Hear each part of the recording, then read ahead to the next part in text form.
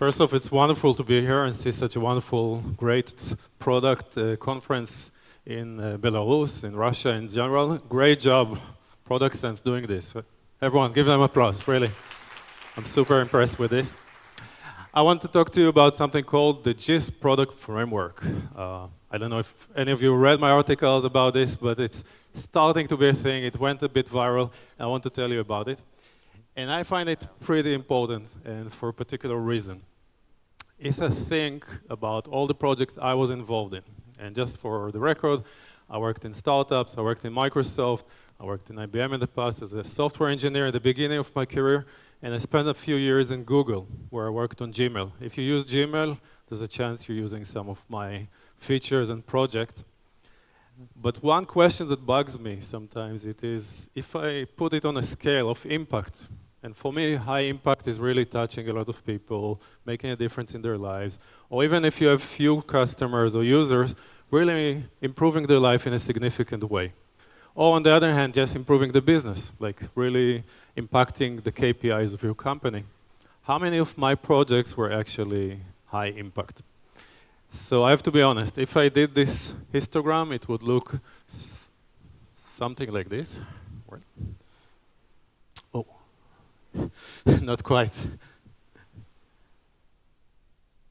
And, all right, here we go. Sorry about that. So, I had some successes, which I'm very proud of, but unfortunately there are not that many. I'm sorry. Maybe you were cheated having me as a speaker here. Maybe you should have had someone who always is successful, but actually my track record is very mixed. So I had some success. I had some failures too. I had stuff I had to roll back eventually because the idea was just not very good and the customers didn't like it. But most of my projects were kind of in the middle, what I call the meh category. People didn't really dig them so much. They ignored them mostly. No business KPI changed because of my idea or because of my project. Should I feel bad, by the way? I hope that now in the back of your mind, you're all thinking about your project, your history. You're all thinking about all the products you're using and all the launches that you're getting from them, all the features. How much are you using of this? I would argue that this is kind of the industry standard, actually. It's most of the stuff we do doesn't matter.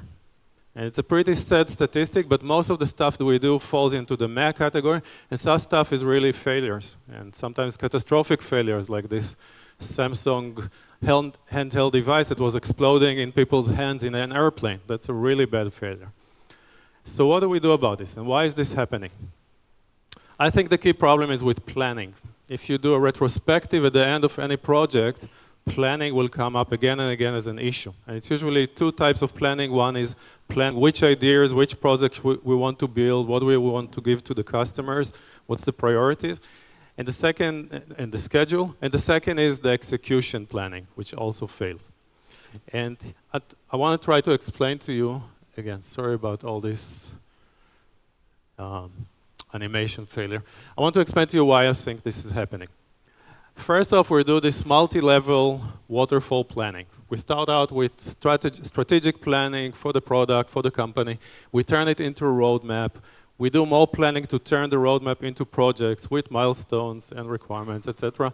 And then the whole thing turns into agile development, which probably you guys know very well, which has inside it even more planning, right? We do planification every week or two.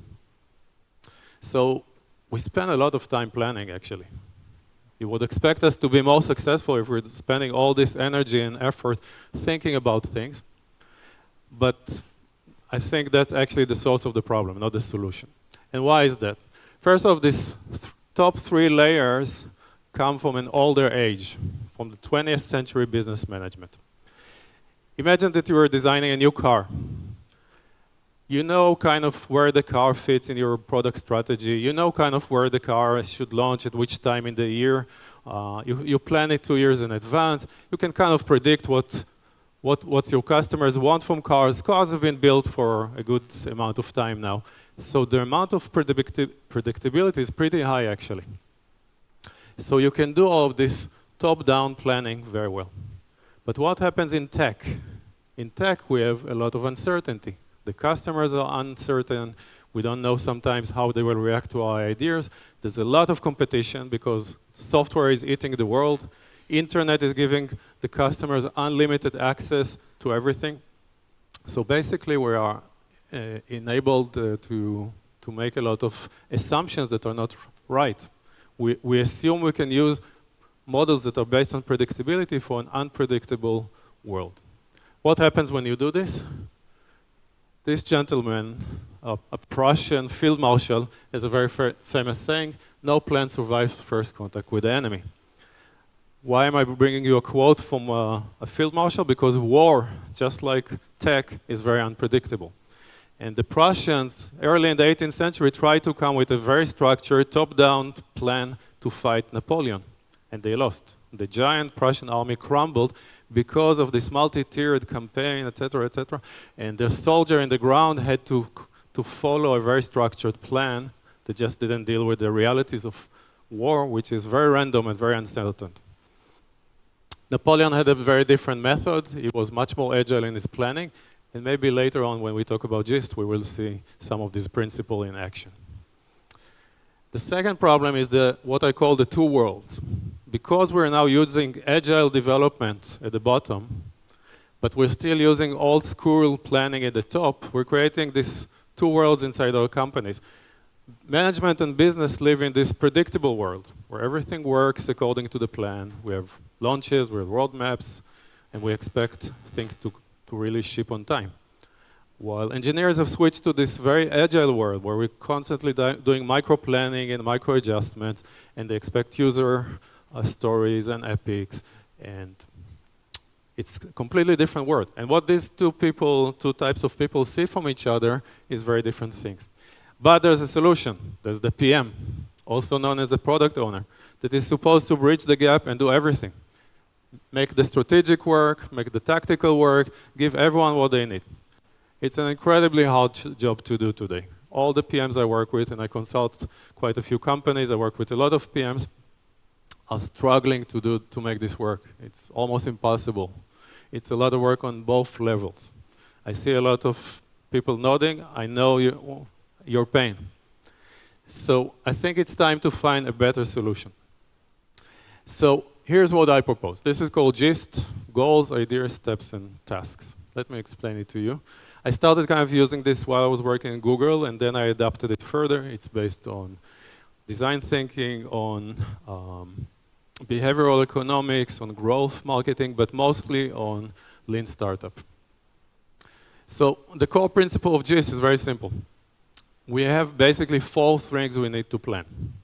And these are the things. There's goals. Each goal can be accomplished by multiple ideas. You can come up with many ideas to achieve a goal, not just one, not just the one the CEO really likes. There are multiple ideas always that are viable. And then ideas need to be implemented in projects, but instead of doing it in one big project, we can do it in step projects. I will explain. And then at the bottom, there are tasks. Tasks are exactly the things we're managing today with agile development, with Kanban, the things that you have in your Kanban board, the user stories. That's fine. It's great that this layer is already agile. We have too much methodology there already. I don't want to teach you anything new here. Just do whatever you're doing. I will focus on the top 3 layers. So, again, wow. I must be pressing very hard on the button. I go back to another general, very famous general, Patton. He played a very big role in winning the American side of the Second World War. And he said this very famous thing: if you tell people where to go but not how to get there, you'll be amazed at the results. It's a very profound concept that many managers fail to grasp and implement. It's basically, instead of coming to people and saying, listen, build this, launch this, tell them first what we want to achieve. In order to do this, you need to decide yourself and get agreement with other people in the company. What is it that we're trying to achieve? Every company thinks they know, but do this very simple experiment. Ask 3 people in the company, what are we trying to achieve? What are we here to do? And you'll be very surprised how different the results will be. So starting by defining where we want to go is very, very important. And this is exactly what goals achieve. Goals are basically to answer these questions. Where do we want to go and by when? And how will we know that we got there? It's very simple. Let's use a very common system called objectives and key results. Probably all of you have heard of it. Intel invented it in the 1970s exactly for this goal, to basically create goals. And let's start with objectives. So objectives can be very aspirational and can be high level, like become a leader in the enterprise sector, grow mobile usage, enjoyable bug-free user experience. And it's possible that these are the things you're already hearing from your leadership or telling to your development teams. These are kind of our missions. That's very easy to say. It's good that we have this. The difference is what we do next. Usually after we say these sentences, we jump into projects and say, okay, and for this, let's launch version 1.2 of the mobile app. And that's the mistake that Patton is trying to warn us again. Instead, we need to start looking at metrics, at things we can measure and express the end result using metrics. Very, very important in the 21st century. Two types of metrics. Where do we want to be? Those are impact metrics. Basically, they measure the stuff that every company cares about. Revenue, number of customers, number of active users, and another type of metric that is called the North Star, that is very important, and I will explain a bit later. But in order to know if we got there, or if we're making progress, we need to measure a different type of metrics called outcome metrics. And these are about funnel metrics, user behaviors, system performance, quality metrics. These are all important things for us to show ourselves that we're making progress. So basically, if I take the same set of objectives and overlay on them key results, and key results that are expressed in outcome metrics, things start looking like this. So basically, become a leader in the enterprise sector. What the hell does that mean? It means maybe we will be there in 5 years. That's fine. It's an ongoing objective. But for this year, we want to close at least 5 new enterprise customers. And we want to reduce the churn of enterprise by 2.4%. And so forward. Mobile usage, at least 20,000 monthly active users, etc. Imagine the difference. When you put an objective like this in front of people, what happens in their minds? One thing is their heart starts beating faster because it's a bit challenging maybe. But they immediately understand what do you want them to achieve. And they start thinking of solutions. They start thinking of ways to achieve the goal.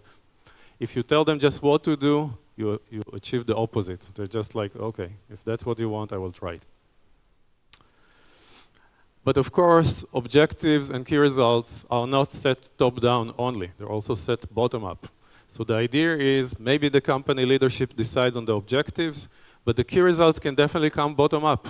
Like, you can go and ask the team, what do you think can we achieve this year that will be ambitious and actually we can achieve this. With sales teams, this has been the process for many years, but we can do this with engineering, you can do this with every part of the company, and it's infinitely scalable. There's companies of hundreds of thousands of people using OKRs, and there's also, I help companies of 2 people implement OKRs. So it's a very scalable process. It's both top-down and bottom-up. Oh no. You guys know all my slides in advance. It's terrible. All right. I promise you something called the North Star. It's also known as the one metric that matters. It's a very powerful system that some of the most successful companies in the history of tech are using. What does it mean? When we think about number of paying customers, about revenue, about profit, all these good things, very important. But these are metrics that are about the value we are capturing from the market.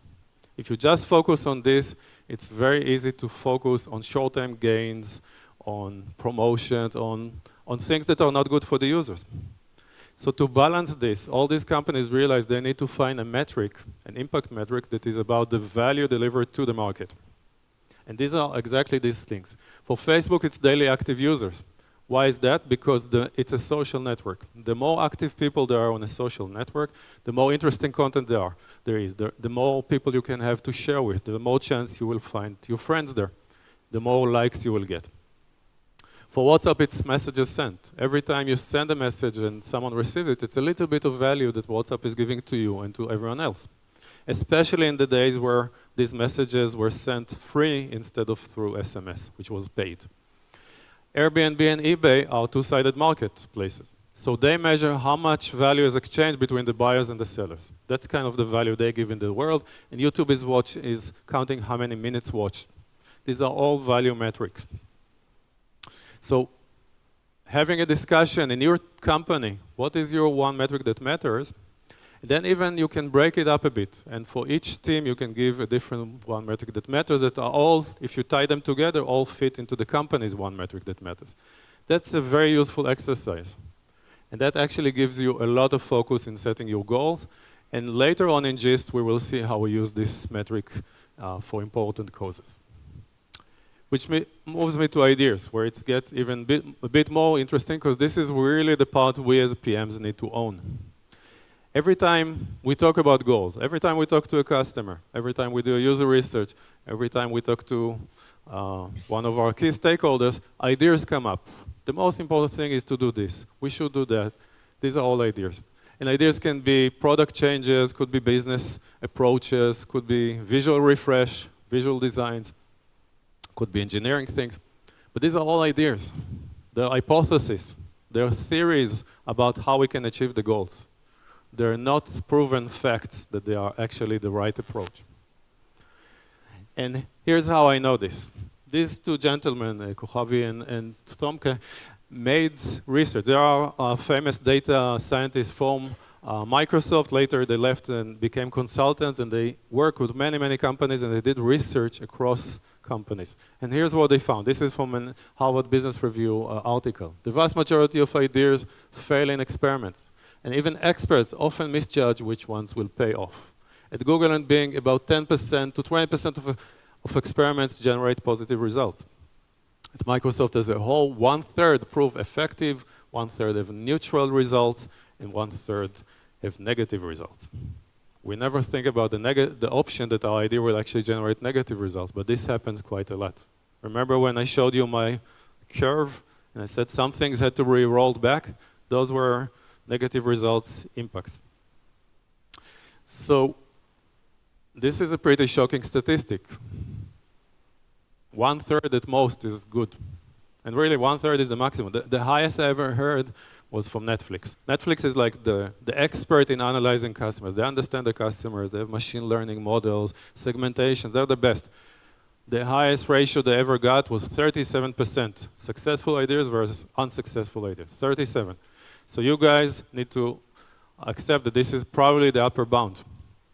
In a startup, if you're working in a less established company than one of those, or in a startup where you don't have the resources that these companies have to invest in researching their user base, you should expect 1 in 10. 10% of your ideas will actually generate anything positive. It's shocking, but it's kind of the truth. Which means 90% of what you have right now in your product backlog may be wrong. Maybe the wrong stuff. How do we find the right ideas? Science, for a change, gives us inspiration this time. I like this quote by Linus Pauling, one of the discoverers of the DNA. He says, if you want to have good ideas, you must have many ideas. Most of them will be wrong, and what you have to learn is which ones to throw away. Very simple. Just try many, many ideas. How do we implement this scientific method in tech? We don't. Today we pick a few ideas, we fall in love with them, and we go for them. Imagine that science worked this way. You would open a scientific magazine, there would be an article. A bunch of us sat in a conference room for 2 weeks, and we discovered a new principle of physics. That is all. We don't need to test. We know it's great because we convince each other that it's great. That's not the way science works. That's not the way tech works. We need to change our approach. So here's what I suggest. As ideas come to you, and they constantly come to you, all the time. Even now, someone is sending you an email with an idea. Don't check. You put them in something called an idea bank. Idea bank is very simple. It's just a repository for ideas. It's a place where ideas can live forever without any problems. You can have hundreds of ideas there. No problem, really. And then you do something very simple with them. You do what's called ICE prioritization. You may be familiar with ICE. It's a system that comes from growth marketing, invented by Sean Ellis. I will explain much more in detail later. For now, let's assume it gives each idea a score. Some ideas score higher and some lower. Next, we need to pick some ideas. We can pick by the I score, the things that are at the top with the highest score, or we can also pick at the bottom or in the middle. Why would we pick something that doesn't have an I score? First, because ICE is not very scientific itself, as I'll show you, it's not proven. And second, sometimes for political reasons, we have to take an idea.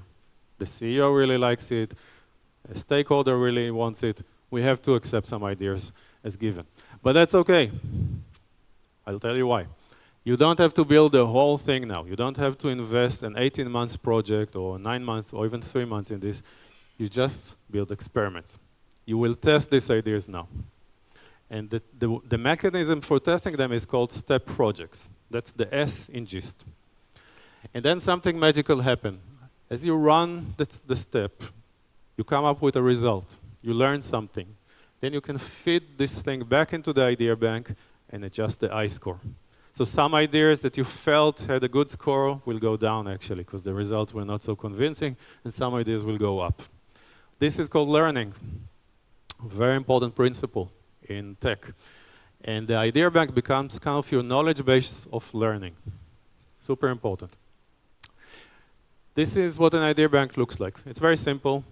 Here's the list of ideas. And here's 3 columns with attributes we give to these ideas. Impact, confidence, and ease of implementation. Together, they compose the I score. It's very simple. Each one is between 0 and 10. You just multiply the numbers, and you get the I score.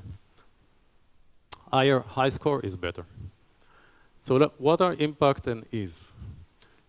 Ease is basically kind of the opposite of effort. It's how easy is it going to be to implement this project. We're thinking about the entire project, not just the first step, the whole thing. So let's say someone comes to you and says, the most important thing is to build an onboarding flow that will teach people how to use the product. Thinking, okay, that will be like 2-3 months based on my experience, the whole thing. Then you go to your ease table, and most of the companies I work with have something like this. You say, okay, 3 months, that's medium ease, that's maybe a 4.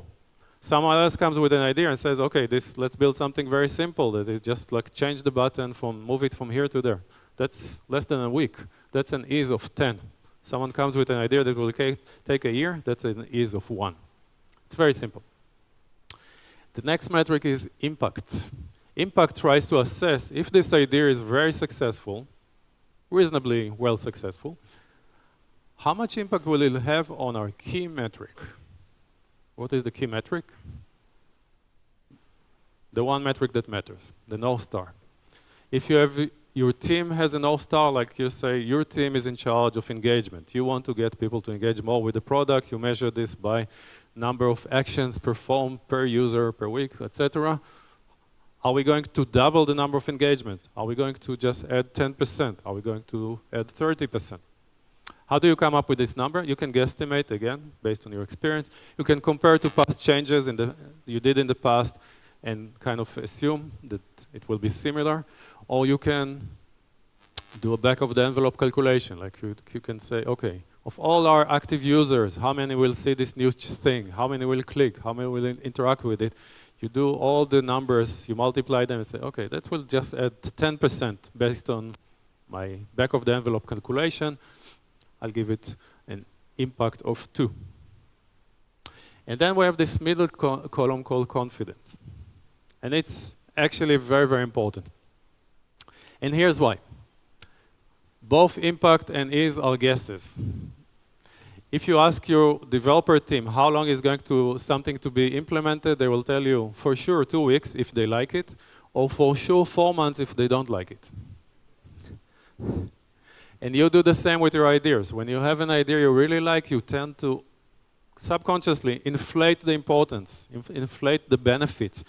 You're becoming more optimistic about the things that you like, and you become less optimistic about someone else's idea. And it's like, no, this will not work because da, da, da, da. And none of these actual evaluations are very based. They're based kind of our intuition, our gut feelings, maybe some calculations. So we cannot trust ourselves with impact and ease. We tend to be overly optimistic. It's actually a psychological phenomenon. It's called the planning fallacy. They tested with teams. They tend to be overly optimistic about the benefits, about the time it will take, and overly optimistic, and then they realize actually the project took much longer to complete and it delivers less value. So this is where confidence is. Confidence tries to answer the question, how sure are we that the impact is actually going to be this? It's a very hard question to answer, but again, science gives us an answer. So we want to base our confidence on evidence. We need to ask ourselves this question. What is the evidence that this is going to have this impact? Now this is still a pretty complicated question, so I created this tool for you to use. It's built a bit like a thermometer. The blue is like very low confidence and the red is very high confidence. And I put in there all the different types of evidence that companies use today in order to evaluate confidence. Let's start from the top. So self-conviction. You have an idea and you're really convinced it's a great idea. How much confidence does this give you? Almost nothing. Everyone loves their idea. We all have mental shortcuts, cognitive biases that convince us that our ideas are great. We get so excited, we fall in love with our ideas, doesn't mean anything. You do a very polished pitch deck, doesn't do anything. Doesn't make the idea any better. You find some thematic support. My idea is about chatbots. And chatbots are all the rage now. Everyone knows that anything with chatbots, it's great. That's very weak evidence. It doesn't mean anything. There's a lot of chatbot projects today that will not exist tomorrow just because of it doesn't prove anything. Others' opinions. I convince my team. I convince my management. I convince my investors. Everyone says, thumbs up, that's a great idea. I can show you so many projects in the past that everyone was like, wow, excellent idea, spend a lot of money in it, doesn't exist anymore. In the dot-com bubble, there were thousands of them, and they all disappeared, almost all of them. Estimates and plans. You start doing some estimations. You do a little business plan. You do feasibility testing with your engineering team. You start to kind of evaluate this thing, and then you see if it's actually on paper it doesn't crash. And you will be surprised how many ideas don't even survive this simple experiment, but even that doesn't really guarantee for you a lot of confidence. Moving on, anecdotal evidence. A customer told you that it's a good idea. That's a little bit more important. It's someone outside the building actually telling you, but it's still not enough. Market data. You want to get more data points. You go and rerun a survey. Or you go and you do a competitive analysis or a smoke test. And that starts giving you some indication whether or not the market is actually interested in this idea. This gives you medium-low confidence. And then you go to the areas where you really can get a lot of confidence. And these are experiments. This is exactly what scientists do. They first evaluate data, they try to form an hypothesis, and then they test the hypothesis using experiments. And today we are very lucky. We have a lot of tools and a lot of means to run experiments. So some experiments are about analyzing your data, or you start with analyzing your data, and then you can do interviews. You can do user studies. These are very qualitative forms of experiments. But still, if you interview 20 people, and out of them 18 people said, you know, I don't care about this at all. This is not a problem in my life. That's pretty important. Or you can build an MVP, and then you can scale it up, and you can do a large-scale MVP with hundreds of people, and it's more full-fledged product. Or you can do long-term user studies, or you can do an A/B experiment, which is usually the strongest evidence you can do. Do you need to do all of this for every single project you ever do? Of course not. It's too much work, it's laborious, but you need to get yourself to a point where you're convinced enough. If you can jump to the A/B experiment because it's very quick, do it. But launching without ever getting high confidence is a very bad idea. Stopping at the idea opinion area or getting some thematic support and saying, yes, let's launch it, that's how we get into this curve of failure. Which leads me to steps, the implementation. One of the principles in Google that I really like is think big but start small. And this is exactly what steps are trying to achieve. So if we have an idea, we fall in love with it, we want to build the entire project, just go all in. Your CEO will tell you, just build it, just launch it. Don't stop to think, just go for it. It's a really big idea, because even if this thing takes 3 months, it will not take 3 months, it will take 6 months, because longer projects always slip. The longer they are, the more they slip. And you will only learn if this is one of the good ideas, the 1 in 10 or the 9 in 10 at the end, because you defer the learning to the end. Instead, we do this. We take that same idea, and we start with a much more modest project, a short project, which I call a STER project, which is just a user study. And then if that's successful, we do an MVP, then A/B experiment, then launch. Notice that the direction changes, because every time we learn something, we can pivot a little. We can change direction. We learn, we adapt, and we end up with a product that is much more fundamental than the idea that we thought before, much more profound. So each one of these milestones I call a learning milestone. Instead of doing building milestones, start doing learning milestones. Try to learn. And each one of those moves you through the confidence level a little bit more. You learn a little bit more about your idea. And each one of those is a STER project. STER project, unless you're in a very slow industry or very slow environment, usually no more than 10 weeks each. It's very simple projects. This gives the team a lot of focus. Instead of having now time to build infrastructure and polish the code and whatever, because you have 6 months to play with, you give them 5 weeks, guys. And in 5 weeks, we're doing a user study, so we need just this very basic version, unpolished. Then an MVP. Only 300 people will use the MVP. We don't need to build the scaling infrastructure just yet. We don't need to do all the polish. It's a subset of the functionality. They always have a short-term goal in front of them that is very concrete, and it's about putting things in front of people. Chances are, if you check today with your engineers what they're working on, it's something so vague, they don't even know when this will ever materialize into something useful. They're iterating very fast on the agile level, while on the project level, it's very big. So basically what we're implementing here is a build, measure, learn loop that connects the I-scores with the steps and updates the I-scores continuously. And this facilitates learning. This is what the learning will look like. Here I'm tracking the I-score of 2 ideas. Initially, they start out very low because I have very low confidence. I just have opinions and maybe some very low-level evidence. But as I go through different forms of experiments and I go to the more advanced ones, I start gaining more and more confidence. And in the process, I can update my impact and ease evaluations. I know more and more how much impact this thing will have and how much ease. And then some projects, like the red line, will kind of go down. And at some point, usually much earlier than this, you will realize this is one of the ideas I don't want to launch. While other ones will go like this. And then it's a very easy decision to go and finish and launch them. Again, I'm showing a multi-step long process, but often you can do this with just one experiment and then launch, if it's a very short project. So through this system, imagine you're running many more ideas right now through this system, and you're killing the bad ones, and you're focusing on the good ones. We're basically implementing kind of the scientific system. We're allowing more ideas to have a chance, and we're keeping the ones that really prove to us with evidence that they are good.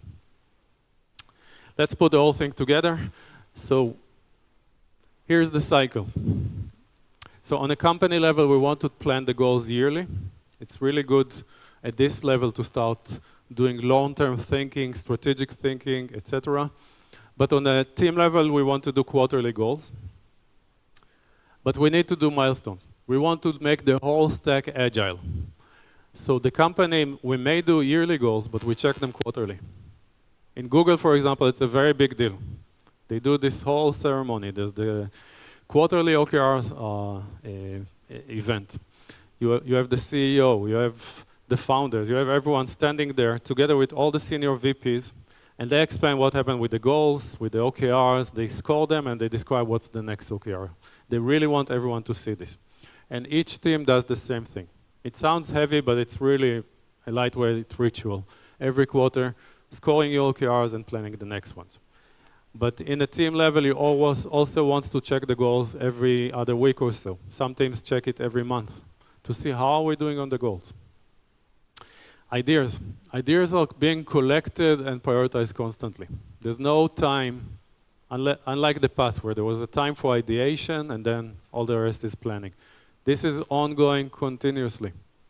Every time someone comes to with an idea, don't do what you do to them and say no, because we cannot. Say yes, I'm putting this in the idea bank, I will score it later. If you want to know what's happening with this, call me. But it will be scored against everything else in the idea bank. Steps. Steps we plan quarterly. Immediately after the OKRs, we translate, we pick the top ideas, we decide which ones we want to put into the steps, we break them into the steps, and then we do a step plan together with the team. And that's basically the quarterly roadmap, and it's also the quarterly product backlog, basically, for the tasks. But again, we want to be agile. So we review the plan every other week, just before the planification meeting, and we adjust. If some step or some idea turned out to be not so good, we can very easily remove it and replace it with another. Wow, I guess that's it. All right, I don't need the last slide. I'll just tell you what it was. By putting everything together, you're creating this connection. You're breaking the gap between management strategy and the tactics in the real world where the engineering works. And most of all, you're making your life easier as product manager. You're giving yourself a much clearer role, a much more feasible role. And this ultimately yields higher velocity, higher business results, and better products. Thank you very much.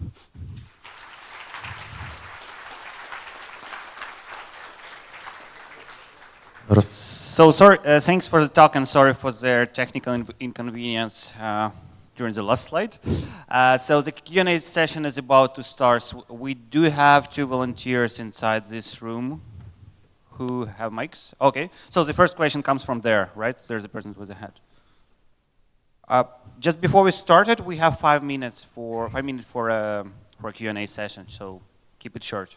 Hi, thanks a lot for presentation. My name is Arminak. I'm from ozone.ru, and I wonder what are the most common problems that teams meet while trying to implement GIST, and perhaps some recommendations to avoid those problems. Thank you.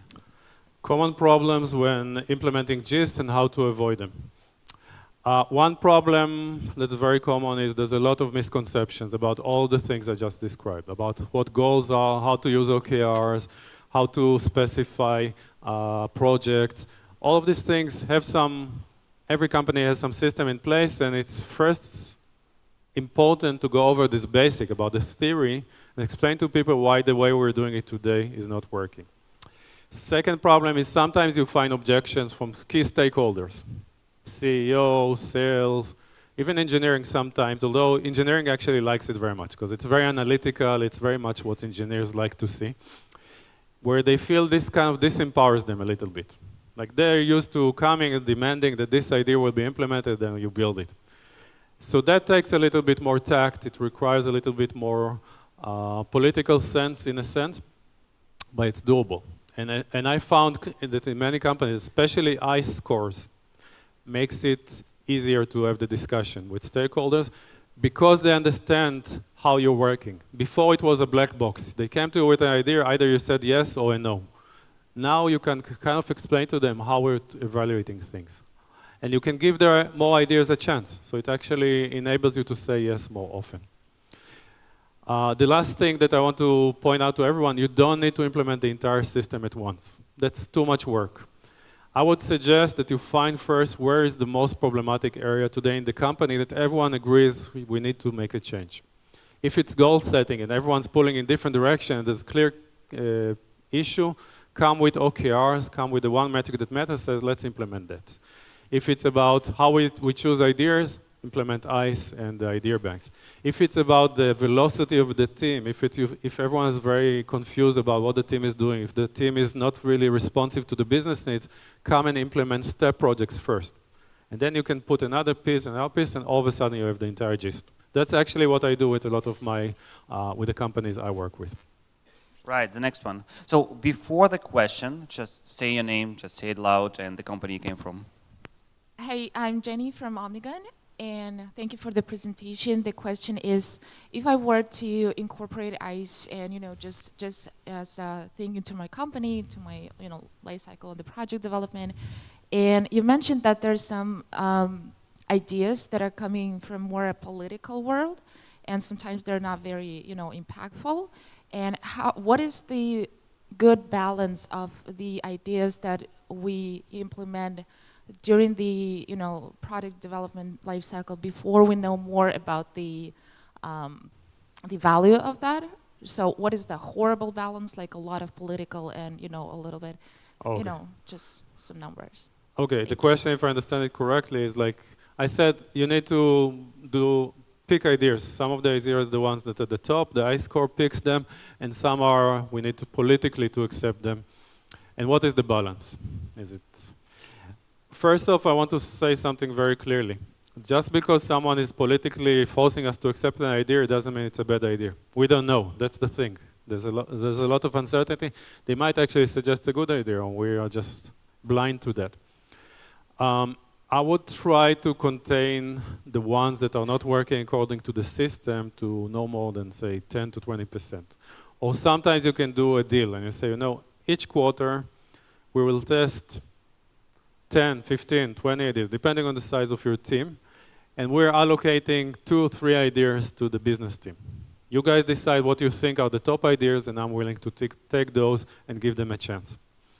But again, it's just step projects, it's just testing, they're just experiments. So you're not paying too much by doing this. Try to negotiate a little bit. Eventually, you'll come to the point where this pressure, the political pressure stops, and they understand that the system is actually working in their best. What you really need to do as a PM for the business team is to demonstrate to them that you take care of their needs. Once you do this and they can rely on you, they don't need to apply all this political pressure on you to build the right thing. Once they trust you, it's a much easier discussion. All right, there's time for one more question. Do we have someone ready with a question? Yeah. Hey, I'm Miroslav. I'm working in one Ukrainian company. Unfortunately, I can't say the name since we are under NDA, but the question is, we have several products, and some of them is only on the market, and we have a lot of features that like we deliver once per week or even closer, but there are some products that are not initially launched, and the question here, if you're not on the market and you can't basically test with users or find your initial users or to run A/B tests, how to implement ICE score in this case, or what you may suggest in this situation? So the question is, what do we do with large projects that are not still launched? They're waiting to be launched? Yeah, so how basically decide what should we basically develop to start launch, like to make a first phase, to build your MVP? Okay, like okay. So in every product there is a phase, in the initial phase that's called product discovery or customer development or product discovery. And really the key tool you have there is interviews. You go out and you start interviewing customers or potential users. You first test if they actually have the problem or the need that you think they do through an interview, and then later on you start talking with them about the solutions. And slowly but surely you start showing bigger and bigger versions of the solution. Initially maybe just a paper mock, then later an interactive prototype, and then maybe some code. And that kind of actually pushes you into the GIST system. These are all experiments. These are all, if you look there in the confidence tool, they all exist there. The interviews, etc. And they give you more and more confidence. And they also help you understand what is the min viable version of this product you can actually ship to the market. It's a little embarrassing, but you can put it in the hands of some customers and even ask them to pay to test the concept in a much more high confidence level. So that's the only way I know how to do this. When you're completely in the dark and stuck in a dark forest, there's no other way to get out of it. All right. Thank you. It was our pleasure having you on the stage, right? So please give a big round of applause. Thank you.